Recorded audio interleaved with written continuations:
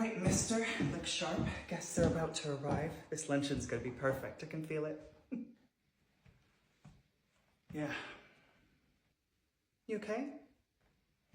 Just tired. It's a long week. Well, take your time, but buck up. You're my co-host, remember? Yeah, I'll be ready.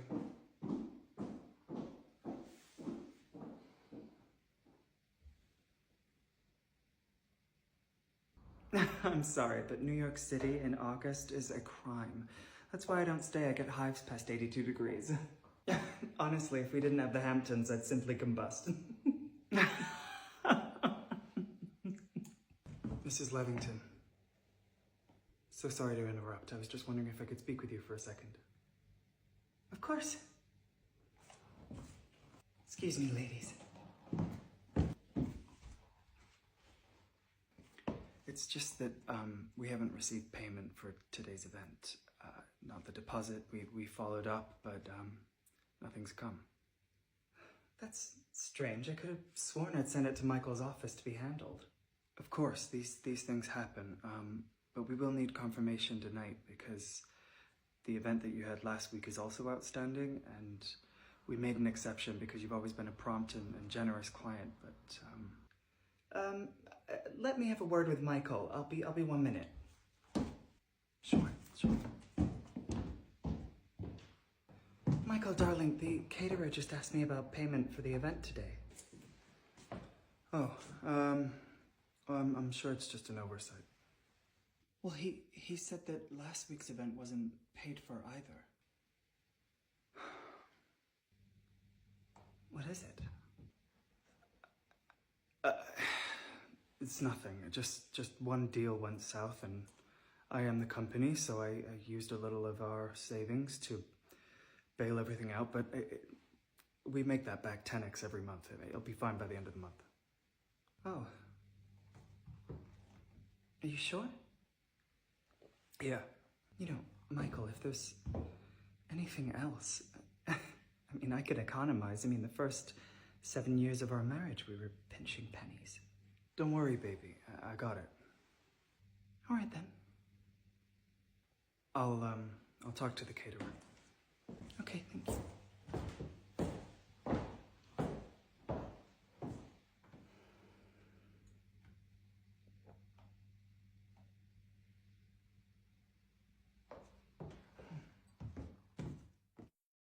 Oh, and guess who showed up to Pilates with a new face? Like literally a whole new one. Please, if I come back looking like a different person in September, just pretend it's a stress thing. So sorry, Mrs. Levington, your card was declined. It's impossible. It's an American Express black card. It has no limit. Well, I tried twice. It definitely declined. Let's just try the Visa. Thank you. Maybe it's their Wi-Fi or something. Also declined. Well, this is embarrassing. I don't know what could be going on. Oh, don't worry, I've got it. Thank you. Thank you. Michael must be shifting accounts again. He's always restructuring, you know. Of course, it happens to the best of us. Let me call him and let's check. Hello, you've reached Michael Levington. Leave a message and I'll get back to you. Voicemail. Oh, maybe this is Michael. Hello? Hello, is that Mrs. Levington? Yes, this is she. This is St. Augustine's Prep. Your daughter Avery's tuition is 2 months overdue. I tried contacting your husband, but I can't get a hold of him. Mrs. Levington? Hello? Hello? Good afternoon, Mrs. Levington. Oh, good afternoon, Charles. I've just finished the southern bed, mulched, trimmed, pruned. Shall I move on to the hedges next? Yes, please. They're starting to look like uncut hair on a mad person. Actually, I'm sorry to ask, but I'd spoken with the office earlier this week and they said they hadn't heard anything about payments since May. Oh, did they? Yeah, they weren't sure if there was a delay or some miscommunication or something. No, of course. You're part of the family, the furniture here, Charles. I'll follow up today, I promise. I appreciate that. I wouldn't normally ask, but it's been a few months, so... Yes, absolutely. We've just been juggling a few things, so I'm sure it's just an oversight. Of course, it happens to all of us, I'm sure. Not quite like this, though. Let me try Michael on the phone.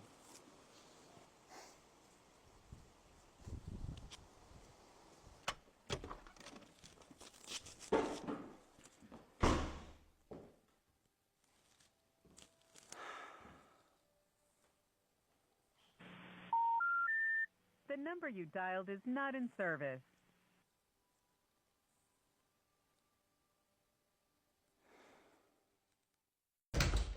Look alive, Lila. We're going to be late. Mom. You're not dressed. For what? The club, darling. Lunch. I said yes on Tuesday, or possibly. Same thing. Right. Yes. Sorry. I lost track of time. Well, by the looks of things, the week.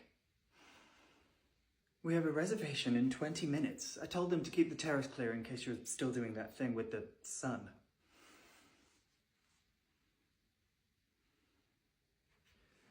What is it? Michael didn't come home last night. I've tried calling him again this morning. The number has been disconnected. The gardener hasn't been paid. My credit cards aren't working. Avery's school fees haven't been paid. I don't know what's going on. Well...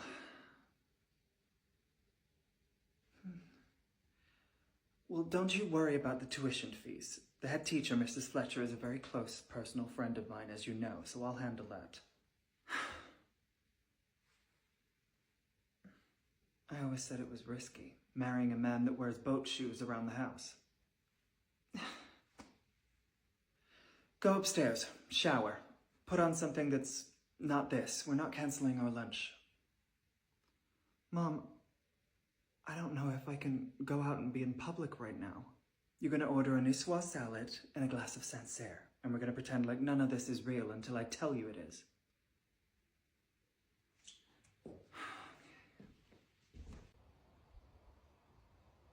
You're not eating. Neither are you. Yes, well, I had a Ritz cracker this morning. Anyway, while you were in the bathroom, I called William. William who? My lawyer, the one who did your prenup. The good news is, William confirmed that your prenup is airtight. Michael has never had access to your trust fund, not directly or indirectly. Then, why is everything frozen? Because there's a difference between access and control. We need to figure out what you've signed over the years. Authorizations, deeds, anything with your signature and a paperclip. We're going to make a list. A calm, thorough list. And if necessary, we'll burn it all. The documents? No. His reputation.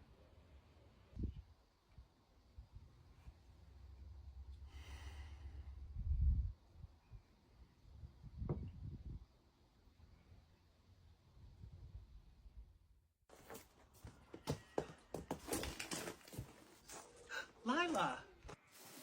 Margaret! What a surprise! Yes, quite. You look beautiful. Oh, please, I've just come from Pilates. How are you? Well, you know, just surviving. How's Henry and Sophie? Growing too fast. I can't believe it. I mean, Henry is off to college next year, and Sophie... Well, Sophie has recently discovered boys. Dear, you'll have your hands full. Anyway, I'm looking forward to seeing you tomorrow night. I could really use a night out. I'm actually glad I ran into you. Did you get my note? What note? About the members' party at the club tomorrow. No, I don't think I've seen it. Well, this is kind of awkward. Tomorrow's event is private. You know, members only. Members? Margaret, my grandmother was a founder of the club. Yes, you absolutely were a member. But with the situation regarding your dues and those nasty rumblings about your husband and federal investigations, I just don't think it would be appropriate. And you understand, I have my husband's position to consider. Appropriate. My husband's business is his business, and I haven't done anything wrong. You know me.